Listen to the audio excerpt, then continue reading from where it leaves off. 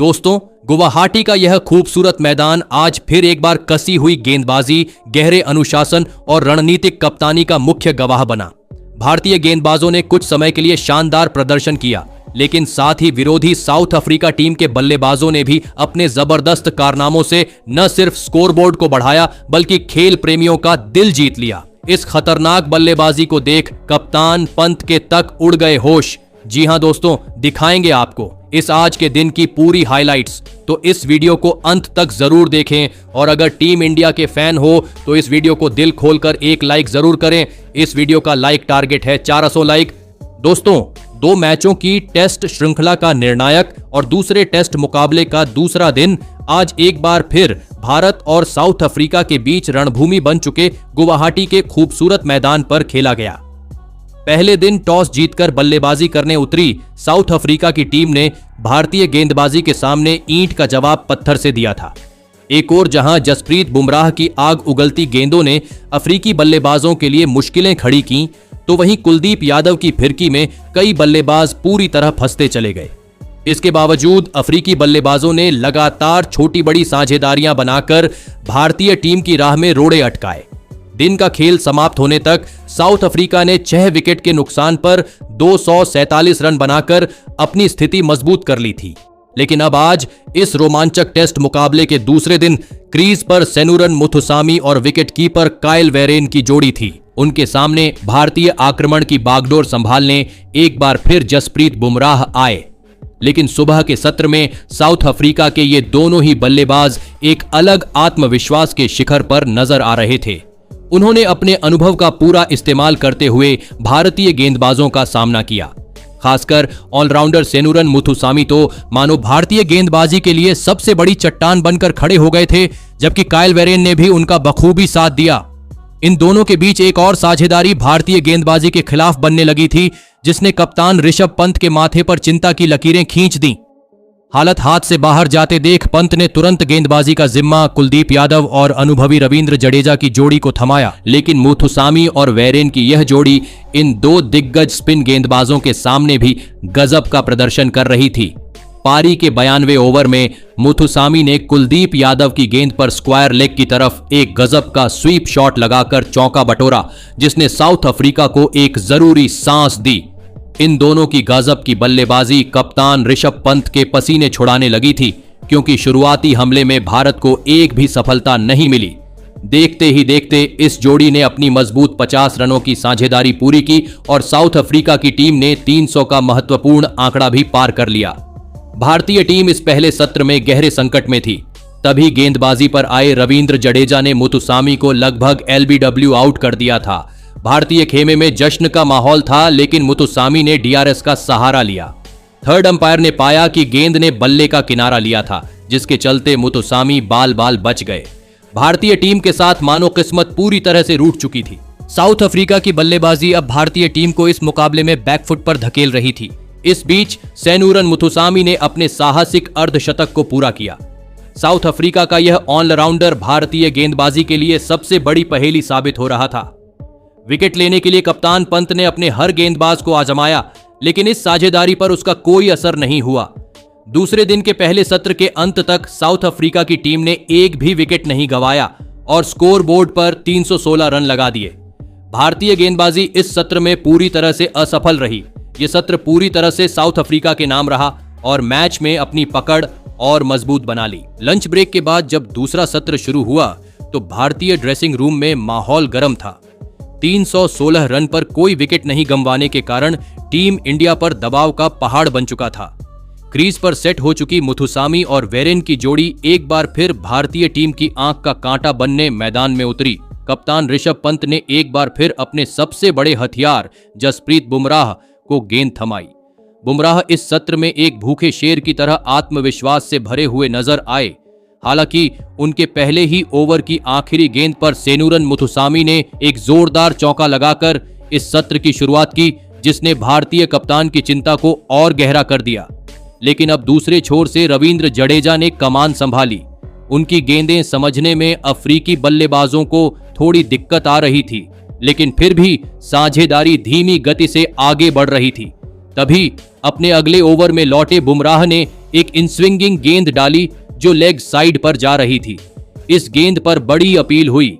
सभी को लगा कि गेंद बल्ले का किनारा लेकर पंत के दस्तानों में गई है, लेकिन अंपायर ने नॉट आउट दिया। तुरंत कप्तान पंत ने DRS की मांग की। रिप्ले में साफ हुआ कि गेंद बल्ले से नहीं लगी थी।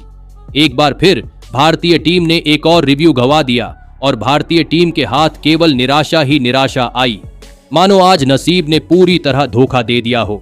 लेकिन बुमराह हार मानने वाले नहीं थे। उसी ओवर में उन्होंने काइल वेरेन को एक खतरनाक यॉर्कर डाली, जिससे बचने की कोशिश में वेरेन मैदान पर ही गिर पड़े।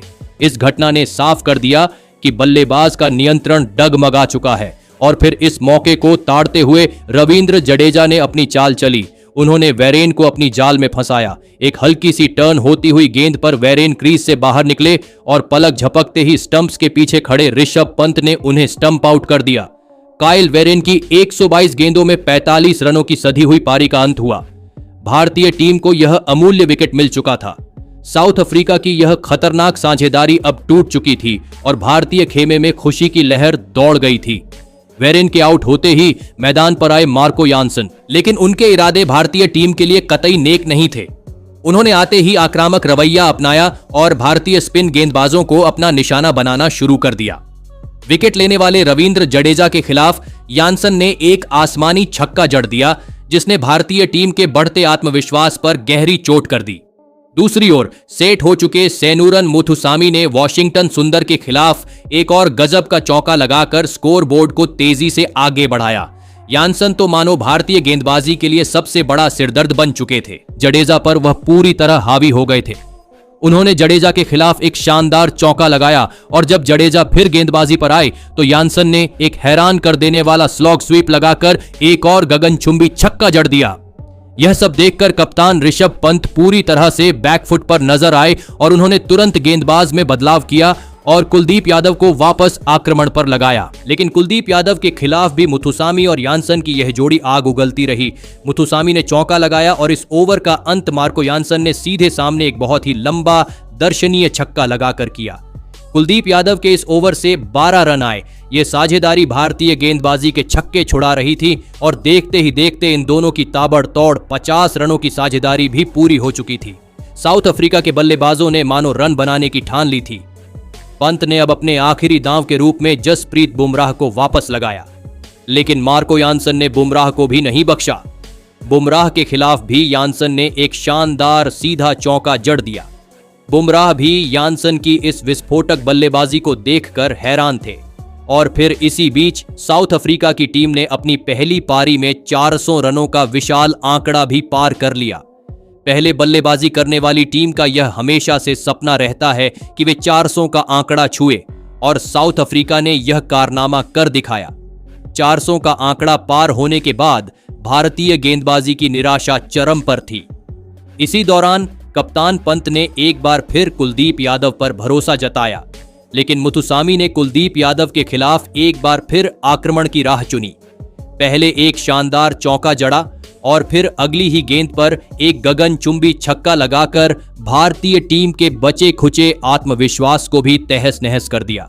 इन दो जबरदस्त शॉट्स के साथ सेनुरन मुथुसामी अपने शतक से बस 1 रन दूर थे और फिर अगले ही ओवर में मुथुसामी ने एक सिंगल लेकर अपने टेस्ट करियर का पहला अविस्मरणीय और ऐतिहासिक शतक पूरा कर लिया।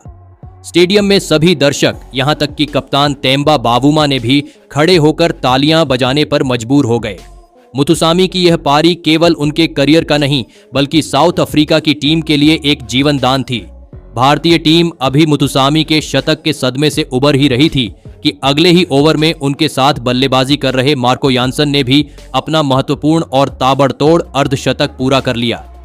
यानसन का यह अर्धशतक भारतीय टीम के जले पर नमक छिड़कने जैसा था। इन दोनों बल्लेबाजों ने मिलकर भारतीय गेंदबाजी के सभी अरमानों पर पानी फेर दिया था। अब भारतीय कप्तान का माथा ठनक चुका था। दोनों की साझेदारी इतनी मजबूत हो चुकी थी कि उसे तोड़ना अब लगभग असंभव लग रहा था।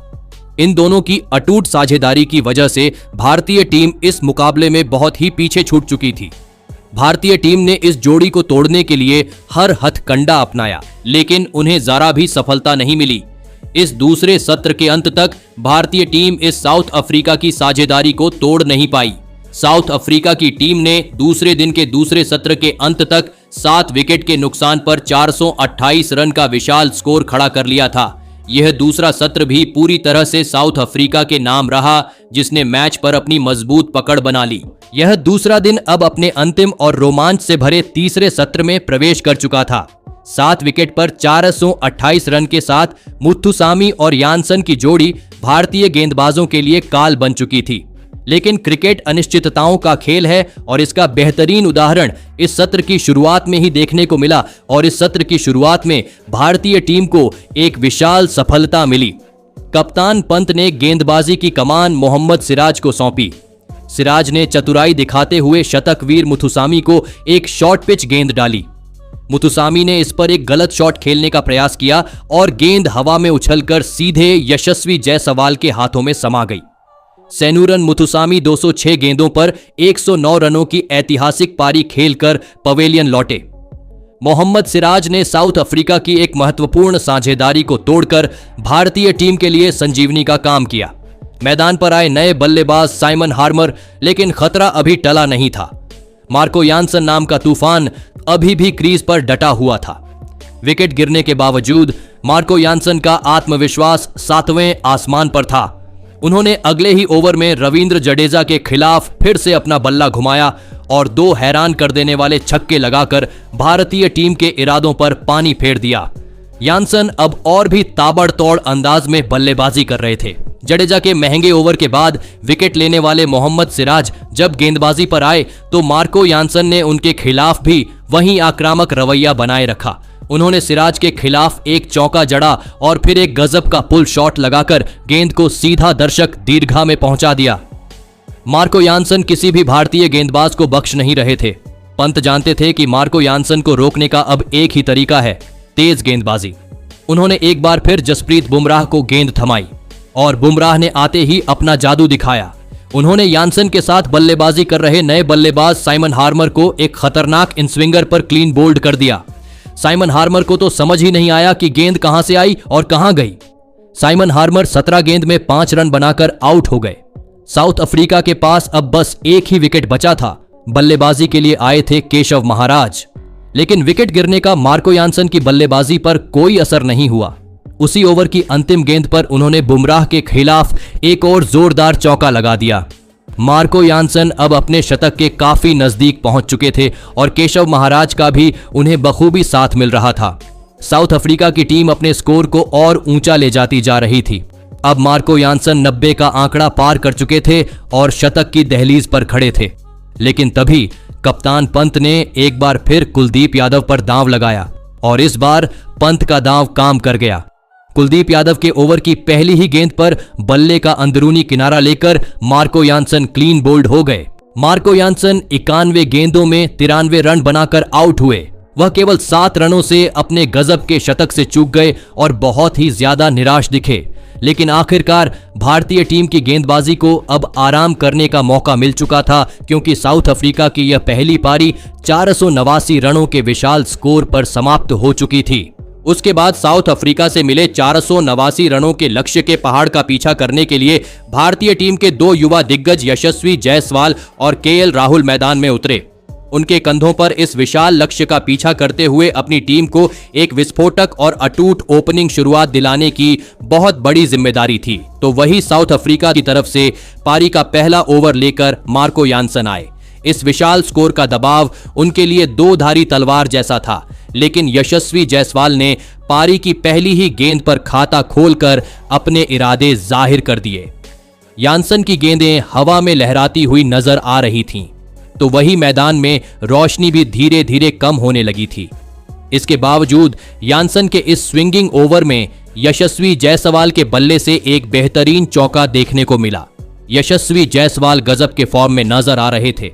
तो वहीं पारी का दूसरा ओवर लेकर आए वियान मुल्डर की गेंदबाजी के सामने भारतीय ओपनिंग जोड़ी थोड़ी शांत नजर आई। मुल्डर के इस ओवर में भारतीय टीम को एक भी रन नहीं मिला। साउथ अफ्रीका के खिलाड़ी अब कसी हुई गेंदबाजी कर रहे थे और भारतीय ओपनर जानते थे कि इस दूसरे दिन अब साउथ अफ्रीका को एक भी विकेट की सौगात नहीं देनी है। और फिर अंत में अंपायर्स ने सुरक्षा को ध्यान में रखते हुए तय समय से पहले ही मुकाबले को रोकने का निर्णय लिया। खेल रोके जाने तक भारतीय टीम ने बिना कोई विकेट खोए 9 रन स्कोर बोर्ड पर लगा दिए थे। भारतीय टीम अभी भी साउथ अफ्रीका के पहले पारी के स्कोर से 480 रनों से पीछे है। लेकिन दोस्तों, अगर पूरे दूसरे दिन के खेल का आकलन किया जाए तो यह कहना गलत नहीं होगा कि यह दिन भी साउथ अफ्रीका के नाम रहा, क्योंकि उन्होंने 400 का जादुई आंकड़ा पार किया और मुथुसामी के शतक की बदौलत अपनी स्थिति बेहद मजबूत कर ली। हालांकि तीसरे सत्र में कुलदीप यादव और बुमराह ने महत्वपूर्ण विकेट लिए, जिसके कारण इस सत्र को दोनों टीमों में आधा आधा बांटा गया। अब तीसरे दिन बल्लेबाजों की बारी है। भारतीय टीम को अगर यह मुकाबला जीतना है या कम से कम इसमें अपनी साख बचानी है तो बल्लेबाजों को अब पूरी जिम्मेदारी उठानी होगी। यह भारतीय बल्लेबाजों के लिए एक करो या मरो वाली स्थिति है और उन्हें यह साबित करना होगा कि वे इस दबाव के पहाड़ को चढ़ सकते हैं। कल का दिन भारतीय बल्लेबाजी के लिए एक अग्नि परीक्षा साबित होगा। तो दोस्तों, इस विशाल लक्ष्य के पहाड़ के सामने आपको क्या लगता है? कौन सा खिलाड़ी इस टेस्ट मुकाबले के तीसरे दिन भारतीय टीम के लिए चमकेगा? कौन आगे बढ़कर जिम्मेदारी लेगा? आप उस खिलाड़ी का नाम नीचे कमेंट में देना बिल्कुल भी ना भूलें। धन्यवाद।